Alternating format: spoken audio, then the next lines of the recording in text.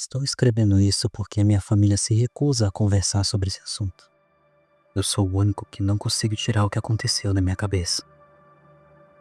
Fui criado nos arredores de Preston, uma cidade pequena do sul de Idaho, com uma população de cerca de 5.000 habitantes. Minha comunidade era uma estrada de terra isolada e sem saída chamada Bear Creek, ou Riacho do Osso. Menos de 20 famílias viviam em Bear Creek. Eu não importava de estar tão isolado. Cresci no conforto de campos amplos e vizinhos próximos que só as pessoas no interior conhecem. Éramos uma comunidade mormon, muito centrado na igreja, centrado na comunidade. Todas as moças, inclusive eu, faziam parte de um grupo das moças. Todos os meninos eram membros de uma tropa local de escoteiros, que também era um grupo da igreja de nossa área. Nós tivemos festas de 4 de julho no estádio local e nadávamos em um reservatório próximo.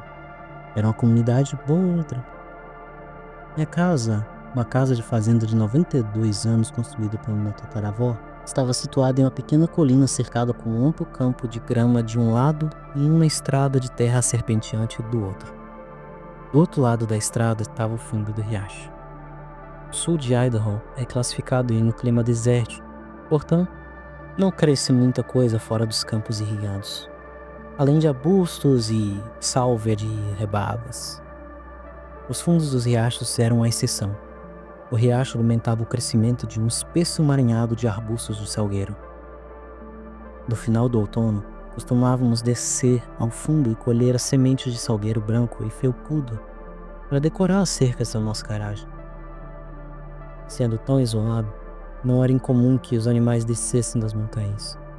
Tínhamos uma alce fêmea que trazia seu filhote e vivia em nosso pomar todo inverno. O leão da montanha, que morava nas redondezas, não era desconhecido e ocasionalmente era visto rodando um riacho. No verão em que fiz 8 anos, eu me lembro porque foi no ano do meu batismo. O leão da montanha menor foi avistado várias vezes na nossa região. Não estávamos preocupados. Os grandes felinos ficavam longe das fazendas e geralmente se mudavam quando a área não produzia comida suficiente. No mesmo verão, meu vizinho Peyton estava trabalhando no projeto em Eagle Scout. Ele adorava a National Geographic e achou que seria muito legal tentar montar uma apresentação da National Geographic sobre os nossos pequenos riachos. O jovem leão que estava na nossa área ao mesmo tempo o deixou especialmente animado. Ele decidiu que queria tentar tirar fotos do leão e enviou um e-mail para a equipe da National Geographic pedindo conselhos. Eles recomendaram a configuração de uma câmera automática que tira fotos a cada 2 segundos em uma área que o leão costumava visitar. Eles também recomendaram colocar algum tipo de isca para que o leão fosse mais provável de aparecer. Ninguém no riacho gostou da ideia de isca viva ou carniça, então criamos um tipo diferente de isca. Decidimos fazer uma gravação de áudio de um coelho morrendo que tocava em nu através de um conjunto de alto-falantes escondidos nos salgueiros. Lembro-me de que, quando todos estavam no fundo testando os alto-falantes, eu ouvi barulho pela primeira vez. O som de um coelho morrendo é horrível. Foi descrito como sendo quase idêntico ao som de uma criança gritando. Se você nunca ouviu, há muitas gravações disponíveis online. Vale a pena ouvir. Eu não, hein? A câmera foi montada. Os alto-falantes foram montados, tudo estava perfeito. Peyton explicou que ele permitiria que a câmera e a gravação tocassem ininterruptamente por 1 semana. E então ele ia verificar. Estaria tempo para o nosso cheiro desaparecer do fundo e encorajar o leão a se aproximar. No começo eu estava preocupada com o barulho. Era um barulho realmente horrível. Nossa casa era a mais próxima do ponto de montagem nos rios. Meu pai me garantiu que o barulho não chegaria até a nossa casa. Fiquei aliviada quando chegamos em casa naquela noite e estava certo. Os fundos estavam longe o suficiente para que eu não conseguisse ouvir nada.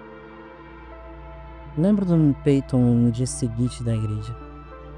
Ele estava inquieto e animado para verificar o equipamento. Mas ele teve que esperar 1 semana e todos ficavam lembrando ele. Ele não podia arriscar ir cedo demais e assustar o leão para sempre. Aquela noite eu acordei com um barulho horrível. Sentei-me ereta na cama com os olhos arregalados no escuro. As mãos apertadas com tanta força que as unhas machucavam as palmas da minha mão. Eu conhecia aquele barulho. Era a gravação do coelho. Parecia fraca e distante, como se realmente pudesse ter vindo do fim. Mas isso era impossível, porque a gravação estava acontecendo a noite toda no dia anterior, e eu não tinha ouvido nada. Eu não dormi naquela noite. Eu tava com muito medo de sair da cama e acordar meus pais. A gravação foi repetida várias vezes. Eu tinha um loop memorizado. De manhã eu fui pra cozinha para o café da manhã. Minha mãe e meu pai estavam sentados à mesa da cozinha. Eles também tinham olheiras escuras. E não tinha sido outro que eu tinha ouvido isso. O homem estava convencido de que o equipamento devia estar quebrado. Ela queria descer até o fundo para verificar. O papai recusou. Ele era um homem gentil e não queria provocar nenhum drama desnecessário. Tinha certeza de que tinha um evento forte no ano passado e o vento está levando o barulho para mais longe do que seu alcance natural. Ele nos disse para ouvir. Nós fizemos. Ele estava certo. Não podíamos ouvir agora. Esquecemos disso e seguimos nossas rotinas diárias. No dia seguinte aconteceu de novo. E na cama de postas para a parede. Os gritos eram ainda mais altos que antes. Mas dessa vez alguma coisa estava diferente. Era mais baixo do que eu me lembrava. E as partes do loop foram desaceleradas, como se a gravação tivesse distorcido em alguns cantos. Às vezes o loop não fazia um loop naturalmente, em vez disso, pegava um outro lugar aleatório no meio. Minha mãe não mencionou nada na mesa do café da manhã, mas tanto ela quanto meu pai pareciam tensos. Na terceira noite reuni coragem para ficar ao lado da janela no meu quarto e olhar para o quintal. Por um momento eu fiquei parado, enraizado no lugar, minhas mãos tremendo, não importa o quanto elas apertassem. O barulho se esgueirou pelas frestas da janela. Observei o contorno das árvores no quintal, perfeitamente imóvel. Nem mesmo a mais leve brisa agitava seus galhos. Minha mãe anunciou que ia visitar suas irmãs na cidade no dia seguinte, provavelmente passaria a noite lá. Ela me convidou para ir junto, mas eu era filhinha do papai e escolhi ficar lá na fazenda. Eu ocupei o lugar da mamãe ao lado do papai na cama deles naquela noite, mas mesmo isso não ajudou. Acho que meu pai também não estava dormindo, porque ele ficou estranhamente quieto a noite toda. Começamos a ouvir o barulho durante o dia também. Eu estava desenhando com giz na calçada quando aconteceu. Meus ombros ficaram tensos e os cabelos da minha nuca se arrepiaram. Houve apenas um grito. Então a gravação ficou em silêncio. Aconteceu novamente várias vezes ao longo do dia, mas nunca o ciclo inteiro. Apenas clipes. Mais tarde naquela noite, o pai de Peyton apareceu na garagem de seu veículo de 4 rodas. Ele disse que estava procurando pelo cachorro deles, um doce labrador amarelo que estava desaparecido desde aquela manhã. Papai disse que sentia muito, mas que a gente não tinha visto nada. Olhei para ele silenciosamente implorando para ele mencionar a gravação, mas ele não fez. Afinal, era um homem quieto, ele não queria trazer drama desnecessário. Mãe ficou longe a semana inteira. Papai e eu não dormimos. No sábado, os gritos podiam ser ouvidos constantemente, embora parecessem ter se desviado completamente do loop familiar. Eu não reconheci nada nisso. Às vezes os gritos eram finos e longos, outras vezes não passavam de rosnados. Certa vez, enquanto meu pai estava esquentando o bolo de carne para o almoço, o barulho se transformou em um barulho tão rancoroso que deixou cair o prato e me senti de assunto. Eu pressionei minhas mãos sobre meus ouvidos onde estava sentada à mesa e apertei meus olhos fechando, mas isso não ajudou. O barulho forçou seu caminho através das rachaduras dos meus dedos, beliscou minha garganta e chacoalhou minhas costelas. O barulho durou 1 minuto inteiro e depois se silenciou. O pai estava tremendo. Essa foi a última vez que ouvimos sobre o barulho naquele dia. Peyton veio no sábado à noite para pedir permissão para atravessar nosso quintal para pegar o equipamento. Ele estava muito animado. Eu ia desaparecer no fundo do riacho com uma sensação de alívio e cansado. Depois que o equipamento acabasse, tudo pararia.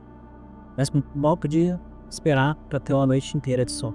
Um minuto depois vi Peyton voltando do riacho. Eu estava confuso. Levamos muito mais tempo para configurar a câmera e alto-falantes. Eu assumi que ele levaria o mesmo tempo para coletá-los. Minha respiração parou quando Peyton se aproximou e me cabeceia bem. Seus olhos estavam arregalados, seu rosto pálido. Algo molhado escorria de seu queixo para sua camisa. Mais tarde percebi que era vômito. Meu pai pegou antes que ele caísse e exigiu saber o que tinha acontecido, mas Peyton não conseguia falar, tinha chorada. Ligamos pro pai dele e eu cuidei de Peyton enquanto meu pai e o pai dele iam pro fundo do poço. Eles demoraram muito tempo. Quando eles voltaram, seus rostos estavam sombrios e eles cheiravam estranho. Eu notei vermelho nas mãos do meu pai. Perguntei que estava errado, mas eles passaram direto por mim e imediatamente chamaram a polícia. Ninguém me contou o que tinha acontecido. Sentei no sofá enquanto um borrão de vizinhos e policiais girava ao meu redor. A certa altura, um oficial colocou algo na mesa da cozinha e saí. E eu olhei com curiosidade. Era a câmera do riacho. E eu preferia não ter olhado. A câmera estava um pouco amassada. Pequenos arranhões e amassados cobriam um invólucro de plástico. Quando levantei, minhas mãos grudaram no plástico. Algo pegajoso e cheiroso cobria a tela, mas ela estava ligando. O primeiro conjunto de fotos foi normal, apenas salgueiros verdes esverdeados no brilho da noite. À medida que continuei a clicar, eles rapidamente se tornaram estranhos. A certa altura, o ângulo da câmera mudou, como se a câmera tivesse sido derrubada de seu poste. A trama agora escurecia a maior parte do quadro. Manchas de vermelho apareceram na lente e permaneceram pelo resto dos sets. Uma foto me fez parar. Tinha uma figura nesse. Ou metade de uma figura, já que a maior parte superior do tronco não tinha entrado no quadro. Eu achei que podia ser um ser humano, mas não parecia. Estava em pé. Suas pernas estavam torcidas como um animal e pareciam ter dificuldade de se sustentar na posição vertical. Ao lado das pernas pendia um braço longo e fino. Fosse o que fosse, devia estar curvado, e as pontas dos dedos pendiam abaixo dos joelhos tortos. O próximo set foi diferente. Era como se a câmera tivesse sido pega e agora estivesse sendo segurada. A primeira foto era do riacho à noite. O próximo me assustou. Tinha que olhar de perto antes de decidir o que era. Um coelho tinha sido colocado nos arbustos. Das suas orelhas, a maior parte do couro haviam sido arrancados. O próximo era do mesmo coelho, mas uma mão fina, escura, segurava contra o céu. Seu corpo flácido pendurado como algo de um pesadelo. Nas fotos a seguir, mais coelhos se juntaram ao primeiro, cada um com suas orelhas e couro removidos. Depois um gato, depois mais gatos, depois um cachorro, o labrador amarelo, e depois o leão. A foto a seguir era de 7 coelhos, 3 gatos, um cachorro e um leão, todos dispostos em filas voltados para o mesmo lado. Seus braços e pernas estavam dispostos como se estivessem marchando, como se fosse um desfile.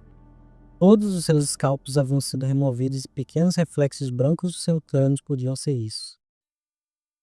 A última foto estava muito clara, como se a foto tivesse sido tirada perto com o flash ligado.